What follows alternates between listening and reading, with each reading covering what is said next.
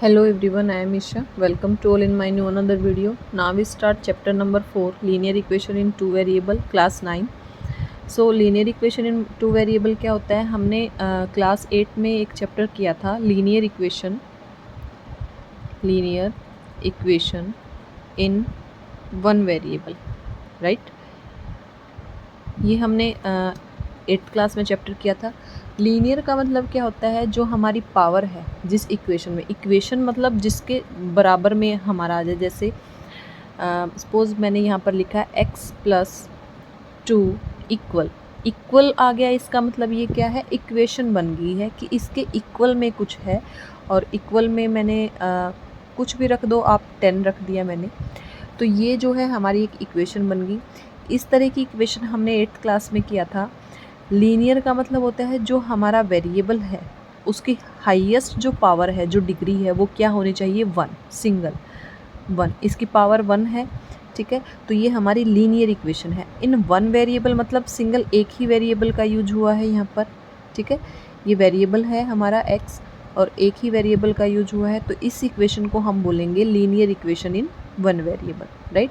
अगर यहाँ पर 2 पावर अगर 2 हो जाएगी तो ये हमारी क्वाड्रेटिक इक्वेशन हो जाएगी, क्योंकि जो हाईएस्ट डिग्री है, जो पावर है हाईएस्ट, वो क्या है? 2। अगर हम यहाँ पर 3 कर देंगे तो जो ये हमारी क्यूबिक इक्वेशन हो जाएगी। ठीक है, 4 कर देंगे तो बाई क्वाड्रेटिक हो जाएगी। तो इस तरीके से यहाँ पर चैप्टर में क्या बोला है इसने? Linear equation in two variable. देखिए, हमने क्लास 8 में पढ़ा है linear equation in one variable. जैसे यहाँ पर है ये, ठीक है, तो ये क्या है? लीनियर इक्वेशन है, इन वन वेरिएबल है। तो यहाँ पर जो ये वेरिएबल है, ये जो वेरिएबल है इस इक्वेशन में, इसका एक यूनिक आंसर होगा, इसका एक यूनिक वैल्यू होगी इसकी। ठीक है, वो एक ही होगा। कैसे? जब हम 4 को इधर लेके जाएंगे तो ये प्लस में है, माइनस में हो जाएगा। हमने पढ़ा है 8th क्लास में, जब हम माइनस की जो भी वैल्यू है हम उसको इक्वल से दूसरी तरफ लेके जाते हैं तो प्लस हो जाएगी, प्लस से लेके जाएंगे तो माइनस में हो जाती है, मल्टीप्लाई से लेके जाते हैं तो डिवाइड में हो जाता है, एंड डिवाइड से लेके जाते हैं तो मल्टीप्लाई में हो जाता है, राइट। तो प्लस से इधर लेके गए हैं हम, तो ये 12 के माइनस में हो जाएगा 4, देन x जो है वो हमारा 8 आएगा। ये इसकी एक यूनिक वैल्यू आ गई, यूनिक आंसर आ गया। x जो है वो 8 है और हमारा आंसर यही रहेगा, राइट। तो ये है हमारा linear equation in one variable में।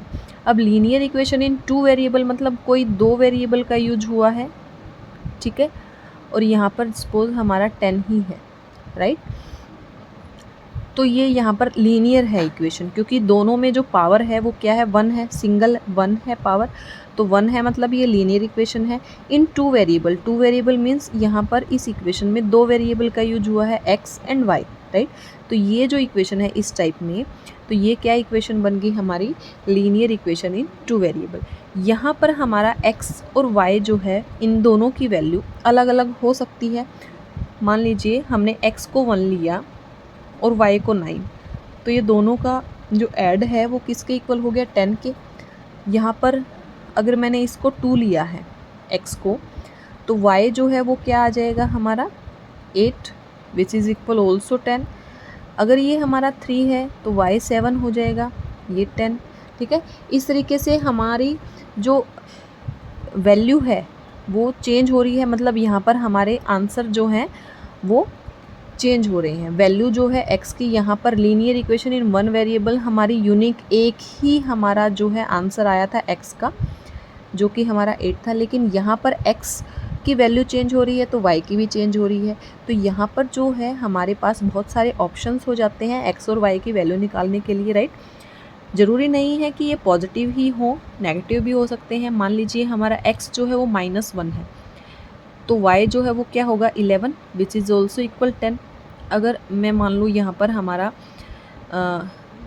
x जो है वो हमारा है 15, तो y क्या होगा? -5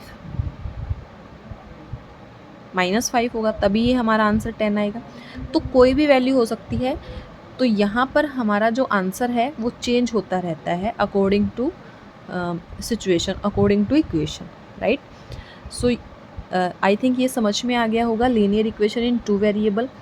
इसकी जो स्टैंडर्ड फॉर्म है वो हम इसको लिखते हैं ax plus B Y plus c equal 0। यहाँ पर हमारा ए बी एंड सी ये हमारी कोई भी कांस्टेंट रियल नंबर होते हैं, ठीक है। ए बी एंड सी हमारे कोई भी एनी रियल नंबर होते हैं। जैसे मैंने इक्वेशन लिख दिया यहाँ पर 2x plus 4y plus 7 is equal 0।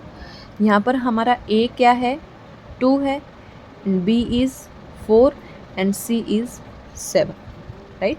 अगर हमारे इस तरीके से एग्ज़ाम में क्वेश्चन आता है, ये इक्वेशन आ गई और हमसे पूछा कि find the value of A B C, तो हम ए बी सी की वैल्यू हम डायरेक्टली ऐसे फाइंड कर सकते हैं।